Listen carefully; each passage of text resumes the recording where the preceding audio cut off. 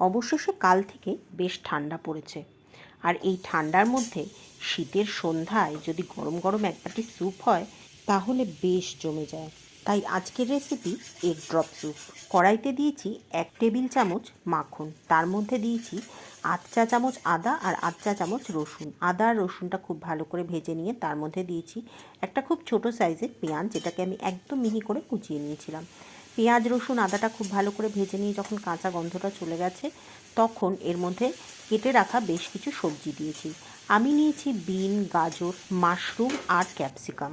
সাথে দিয়েছি 1 চা চামচ নুন আর 8 চা চামচ গোলমরিচের গুঁড়ো।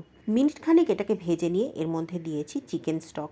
আমার কাছে 1 বাটি চিকেন স্টক ছিল, তবে যেহেতু সেটা পর্যাপ্ত ছিল না সেই জন্য আমি তার মধ্যে জলও মিশিয়েছিলাম। এরই সাথে এর মধ্যে দিয়েছিলাম 1 চামচ লাইট সয়া সস।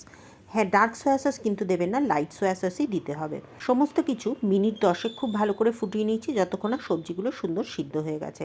সবজিগুলো যখন সিদ্ধ হয়ে গেছে তখন একটা বাটিতে 1 চামচ কর্নফ্লাওয়ারকে বেশ কিছুটা জল দিয়ে গুলে নিয়ে এই স্যুপের সাথে মিশিয়ে আরও মিনিট খানেক ফুটিয়ে নিয়েছি।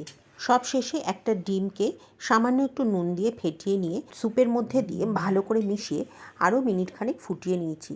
এতে ডিমটা সুন্দরভাবে সিদ্ধ হয়ে গেছে আর সমস্ত ফ্লেভারটাও টেনে নিয়েছে। তৈরি গরম গরম স্যুপ। উপর থেকে ধনেপাতা কুচি ছড়িয়ে পরিবেশন করেছি। হ্যাঁ হ্যাঁ জানি, ধনেপাতা কুচি দেয় না, স্প্রিং অনিয়ন দেয়। আমার কাছে ধনেপাতাই ছিল তাই ধনেপাতা দিয়েছি। আর take it as a variation না।